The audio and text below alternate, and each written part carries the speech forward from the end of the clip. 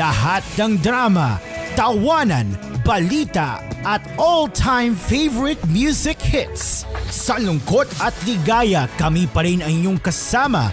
We're the place where you truly belong. Mula sa TVH Group of Networks, ito ang inyong himpilan. Ito ang inyong tahanan. Number 1 sa Mega Manila. Live from Kool Studios, this is koolNews at noon.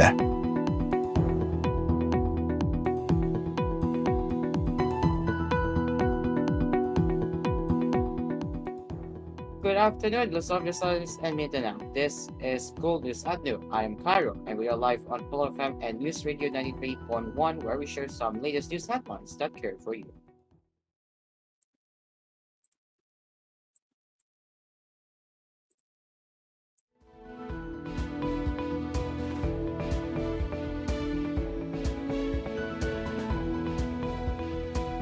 Former Philippine National Police Deputy Chief for Operations Lieutenant General Benjamin Santos Jr. surrendered to the Criminal Investigation and Detection Group on Tuesday morning. Santos is among the 29 police officers listed in the arrest warrant issued by the Manila Regional Trial Court, Branch 44 for the bungling of the prosecution of a drug case in relation to the 6.7 billion peso Shabu haul in October 2022. At 4:48 a.m. this morning, he surrendered to the CIDG and he was read a warrant of arrest and went through the normal booking procedures. PNP spokesperson Brigadier General Juan Fajardo told reporters in Filipino in the Fiverr message on Tuesday. The CIDG waited for him at the Nayan Terminal 1. Prior to this, there were surrender feelers sent by the CIDG through his lord, she added. According to Fajardo, Santos posted a 200,000 peso bail. After posting a 200,000 peso bail at 9 a.m. today, the CIDG released General Santos from custody pursuant to the release order issued by the RTC Manila Branch 44, she added. Meanwhile, Manila RTC Branch 175 dismissed the case against Santos for planning evidence, a non-bailable offense that the 28 other police officers now face.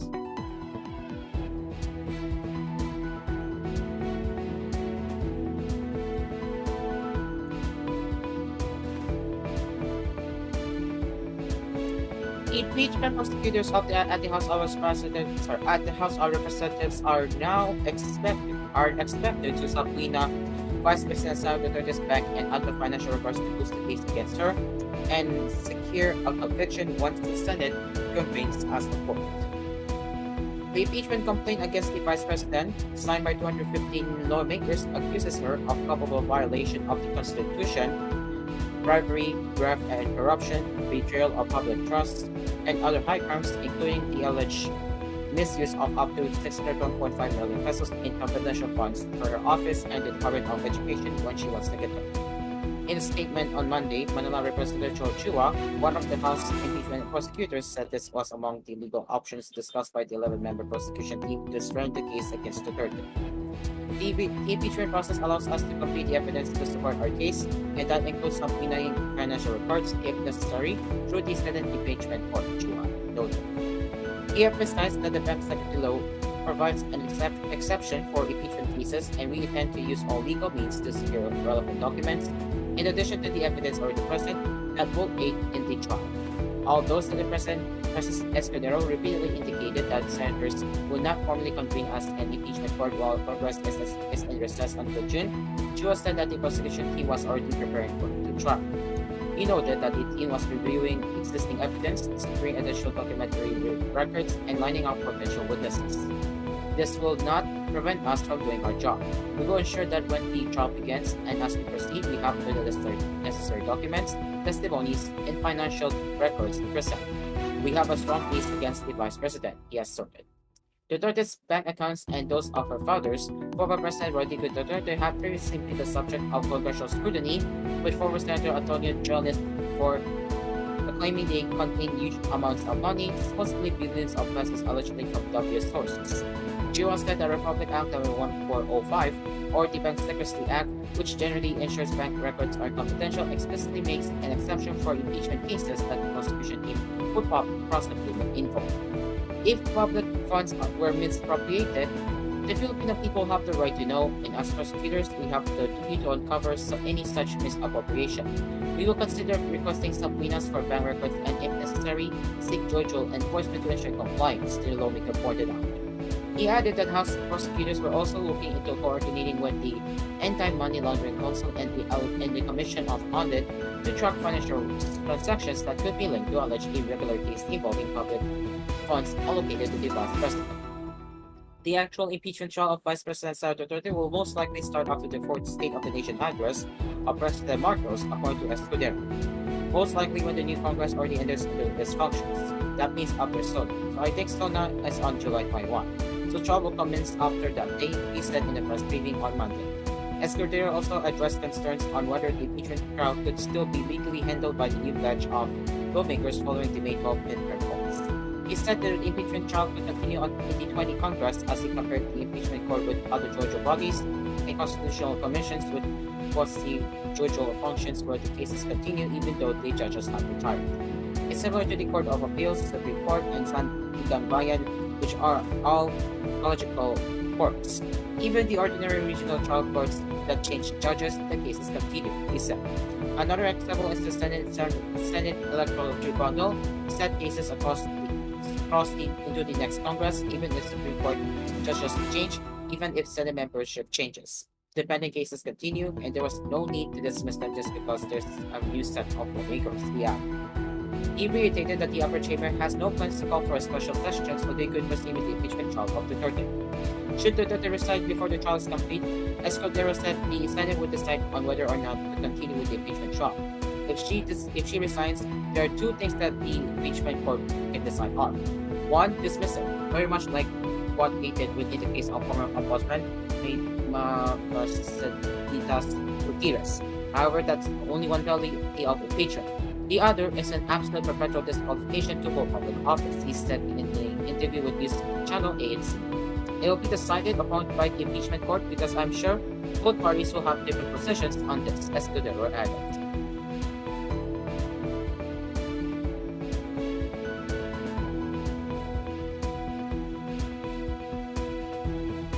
And President Ferdinand Marcos Jr. on Tuesday welcomed Cambodian Prime Minister Samdech Mohapco for the Batehun Mandat.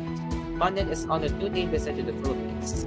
The Presidential Communications Office said his visit aims to elevate relations further and advance cooperation in combating transnational crimes, defense, trade, tourism, and regional and multilateral cooperation. Mandat, who was the first-time visitor to the Philippines, is awarded arrival honors in Malacanang Palace before being introduced to the Philippine delegation up to the ceremony. The Cambodian leader, who donned a black two-piece suit, then proceeded to sign the guest book in the palace.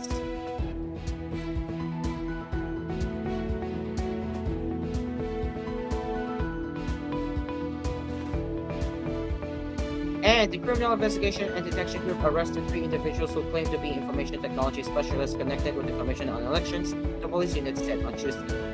In the report, the CIDG said the suspects assured 2 candidates of winning the mayor and vice mayor elections in Area Town, Cagayan Province, in exchange for 90 million pesos. The police unit said the operation stemmed from a complaint by Enreal mayor candidate Robert Turigan and vice mayoral candidate Karen Turigan. The complainants, with their political parties serving as municipal mayor and vice mayor in the royalty for a period of 27 years, lost the bid twice after they refused to accept the offer from their, referring to the suspects group in winning the local election in exchange for giving in with their demands, the CIDG explained. The CIDG report did not disclose when the extortion incident took place. The complainants agreed to meet with the 3 suspects in a mall in Marikina City, where CIDG operatives then arrested the suspects around 4:30 p.m. on Monday. Photo money, identification cards, mobile phones, a vehicle, and a brown envelope containing a genuine 1,000 peso bill were confiscated from the suspects. A follow-up operation was conducted in Paranaque City, where one of the suspects was supposed to remit the amount obtained from the complainants. However, the transaction tipped off other suspects, and 4 other individuals remain at large, according to the CIDG.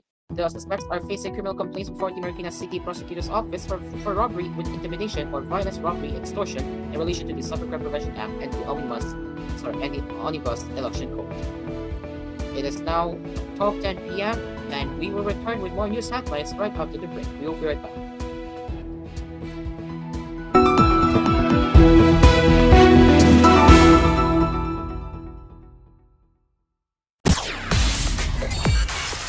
all your Asian favorites. Kasama ka namin dyan.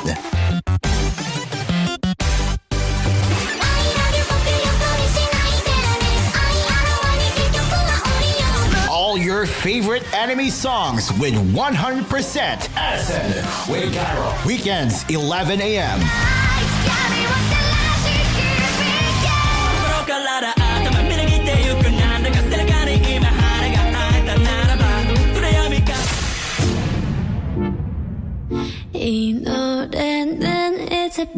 Paboritong K-pop music? Nandito lahat yan sa K-Music with Lisa Mangubat. Weekends, 4:30 p.m. Bring the pain like just stop, crank, run 'em, just stop, crank, run 'em, just stop, crank, run 'em, get 'em, get 'em, get 'em.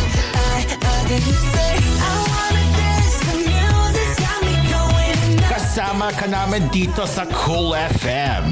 Ang iyong himpilan, ang iyong tahanan. Number 1 sa Mega Manila.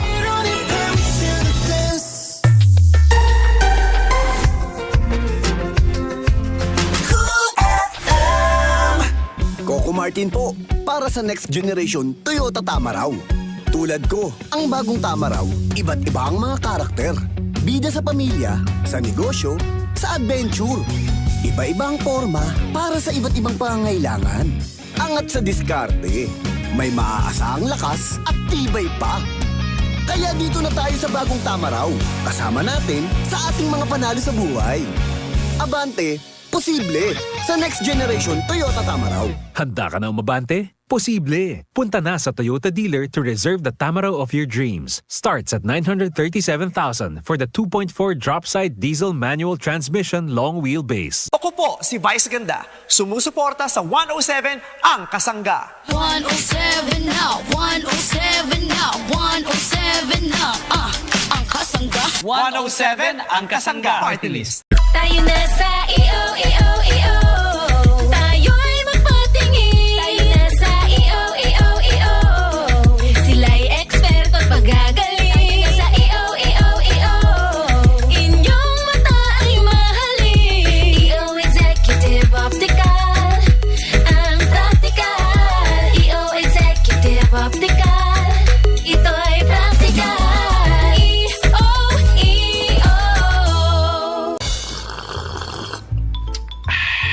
Han, kape ni mo oh. Hala, o saan ni nakape? Mauna ni karon ang akong ginakape. Mark Cafe, 10-in-1 plus 1. Walay asukar nga gibutang, mao nang dili makadiabetes. Lami siya. Mark Cafe, 10-in-1 plus 1. Unog herbal, maunang natural. Mark Cafe, natatanan. Mark Cafe 10-in-1 plus 1 with brown rice extract. Ang kape nga adunay benepisyo, nindot sa kalawasan. Mark Cafe 10-in-1 plus 1 with brown rice extract na. Available sa Shopee, Lazada, and TikTok at Jmar Marketing Online Shop. Another quality product of Jmar Herbs Incorporated, your partner towards a healthy life. Mark Cafe. Mark Cafe 10-in-1 plus 1 with brown rice extract. Abante Vista, party list number 35. Number 35, Vista Party List.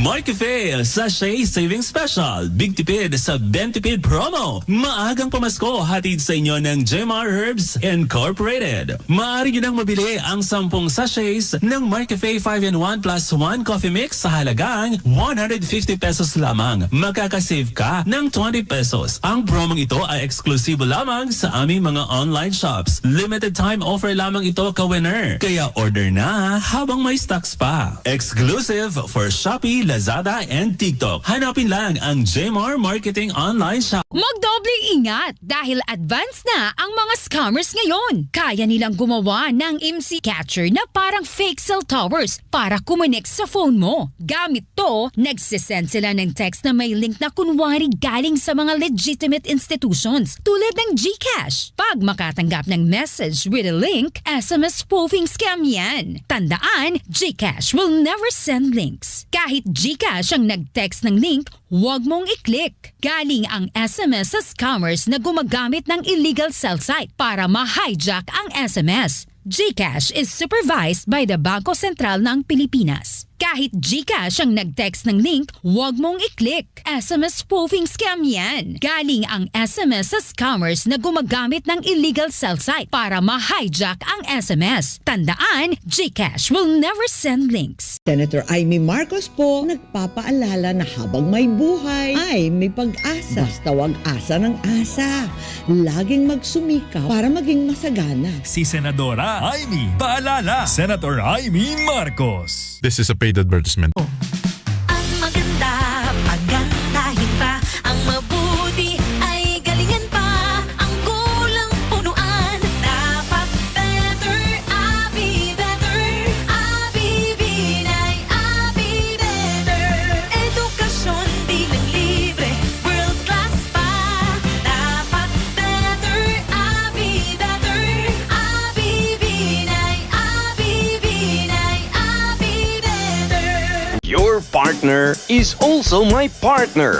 What? Yes! Isa lang ang partner ng sambahayan. Partner ni kuya, partner ni ate, maging si nanay at tatay, si lolo at si lola. Iisa lang ang partner nila. Ang partner na sa amoy pa lang, ganadong-ganado ka na. Ang partner na nagbibigay ng ginhawa. Ito ang Mark Choco Mix 9-in-1 plus 1 chocolate drink with stevia. Ang dahilan kung bakit partner ng sambahayan dahil sa taglay nitong sarap at sustansya. Ito ay naglalaman ng iba't ibang klase ng tulad ng Goto Cola, Acai Berry, Spirulina, Chlorella at iba pang sangkap na makakatulong sa kalusugan ng ating katawan.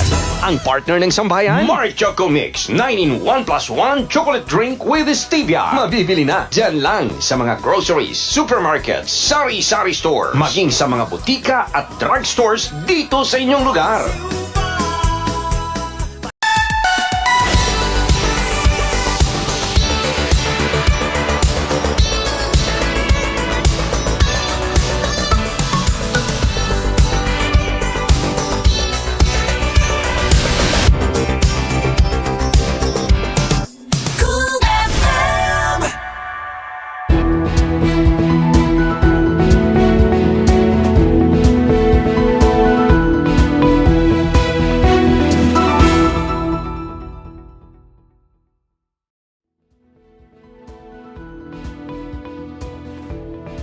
Welcome back to koolNews Anthem. Let's continue with our headlines.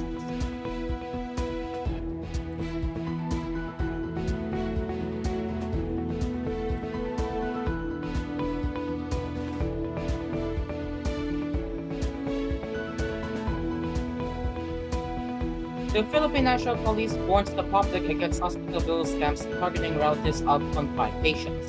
In the press briefing in Camp-Carim, PNP spokesperson Brigadier General Juan Farjado reported that the anti-cybercrime group recorded roughly 19 cases related to this crime. Farjado said the hospital bill scam starts with scammers introducing themselves as hospital staff by SMS. The scammers update the relatives about their hospital bills. Next, they ask the victims to settle a specific amount by e-wallet or bank transfer. The spokesperson said the scammers would promise victims a substantial discount after they settle the bill. Then the relatives would no longer be able to contact the supposed hospital staff. Farjado said the PNP ACG is investigating the possibility that the scammers may have a license in the hospital. That's one of the things that really needs to be investigated. How did the scammers get the number of the relatives of the confined victims? They know who to contact. Farjado pointed out, information is not easily given. That is normally given to the hospital staff. Without putting blame on anyone, we know criminals. The PNP spokesperson reminded the public always to pay at the hospital billing department directly.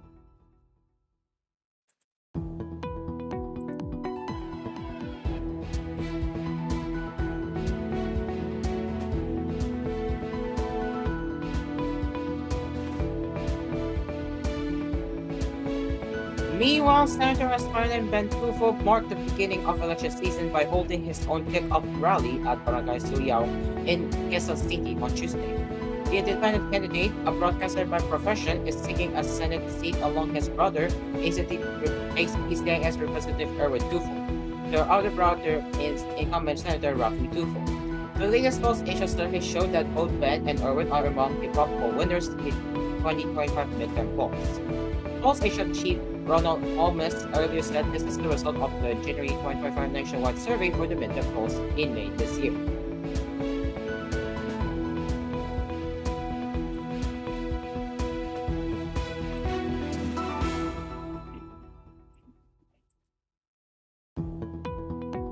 Meanwhile, remove your campaign materials or face penalty for election offense. Commission on Elections Chairman George Erwin Garcia warned May 2025 candidates on Tuesday. His warning was particularly directed to senator candidates and party lists as the campaign period for the May 13 elections officially began. We have seen the names of those involved, national candidates and party lists, and we will write them a letter for them to remove within 3 days the campaign materials illegally posted. Garcia said at the sidelines of the kickoff of Upland platforms. Based on our rules, they will face an election offense and disqualification if they do not dismantle, Garcia added. Garcia noted that campaign materials are considered illegal if they do not follow appropriate sizes, are not made of the right materials, and are posted off electric posts or trees. According to Common App Resolution number 11111, election propaganda must be made of cloth, paper, cardboard, or any recyclable materials. When asked when a violation can be considered an election offense, Garcia answered that it is based on non-obedience after a notice is issued. We are not talking about gravity, and instead we are talking about the non-removal after we have printed the letter. The notice is called due process, the poll chief said. First, we can tear down materials that are illegally posted even without notice, so next time they will have a hard time dismantling them down, he noted. He mentioned that there was no directive to burn the campaign materials they collected, as it would harm the environment. Meanwhile, Garcia noted that no campaign materials of local candidates were stripped down since their campaign period was on March 28. However, he said that the Metropolitan Development Authority and local government unions have the authority to confiscate and take down materials of local bets if proven to violate their ordinance and regulations.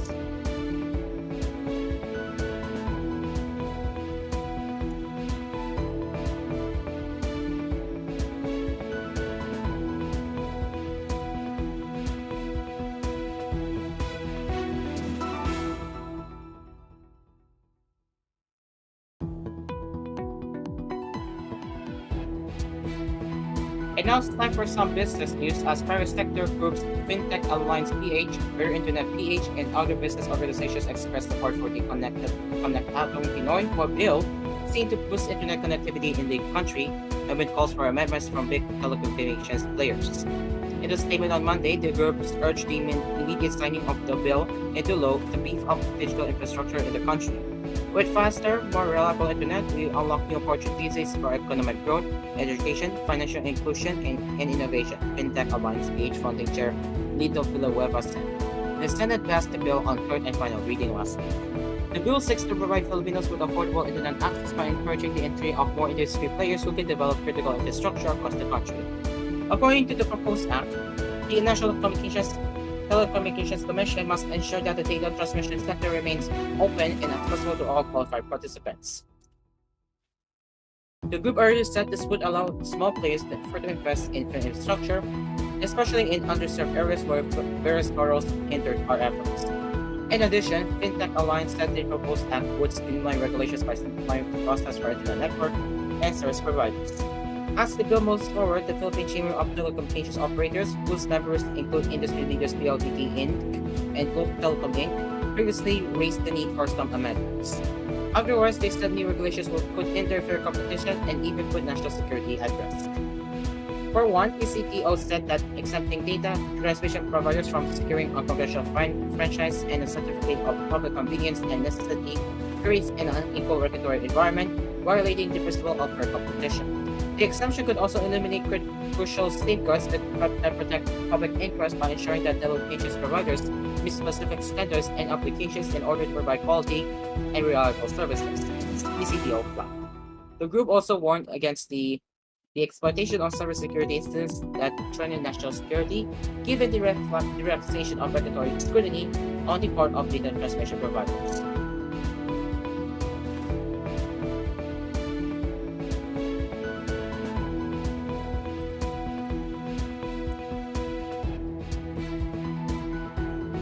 Now let's get into the international headlines. As North Korea on Tuesday accused the United States of a hostile military act after a U.S. Navy submarine docked in arch-rival South Korea to replenish supplies.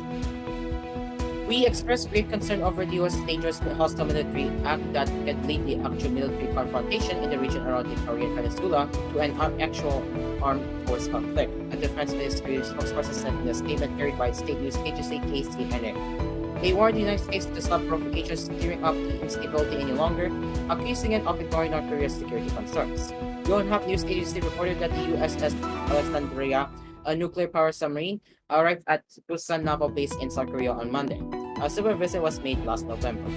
Our armed forces are strictly watching the frequent appearance of the U.S. strategic needs on the Korean Peninsula and are ready for using any means to defend the security and interests of the state and regional base, the defense military spokesperson said. They noted the importance of developing the North-South defense capabilities and referenced leader Kim Jong-un's vow in January that his country's nuclear program will continue indefinitely. Largely cut off from the world developmentally and economically, and under a brevity of sanctions, North Korea's nuclear weapons program has been a major thorn in the side of the United States for years. President Donald Trump, who had a rare series of meetings with Kim during his first term, has said he will reach out to the North Korean leader again, calling Kim a smart guy. A summit between the two in Hanoi collapsed in 2019 over talks on sanctions relief and what Pyongyang would be willing to give up in return. North Korea said earlier this month it will not tolerate any provocation by the United States after top U.S. diplomat Marco Rubio called it a rogue state in a radio interview.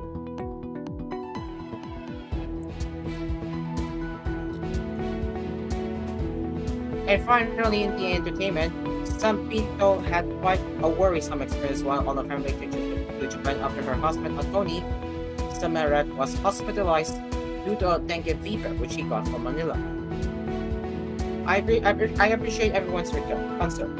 Anthony has been unwell since our second day here, which is February 5th. He had a very high fever ranging from 39 to 40 degrees, along with chills, headaches, joint pain, a loss of appetite, and loose sleep. The actress narrated by her Instagram stories on Monday from Japan. Samarat was examined by a doctor and got tested for COVID-19 and influenza, which both turned out negative. However, despite taking prescribed medication, his condition worsened. We contacted the doctor again, who prescribed antibiotics. Sadly, his concentration continued to decline, leading us to call an ambulance for transport to the hospital in Costa Rica. Since it was Sunday, most hospitals were closed and only a few were accepting patients. Eventually, the ambulance took him to a facility that could admit him, she continued. Samarat underwent blood tests and HIV treatment, which revealed that his white blood cells and platelets were extremely low. The doctors here were unsure of the diagnosis, so they sent his results to his link doctor, who confirmed it was dengue fever, Pinto said. They provided medication for his headache and flu, but instructed us to return to the hotel and allowed him to rest. He got dengue from Manila.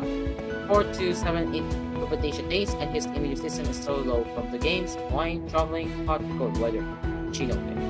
Pinto then disclosed that Samarat's most recent blood test still yielded very low platelets. She also shared how she had to do everything alone while caring for both her husband and their daughter, Mia.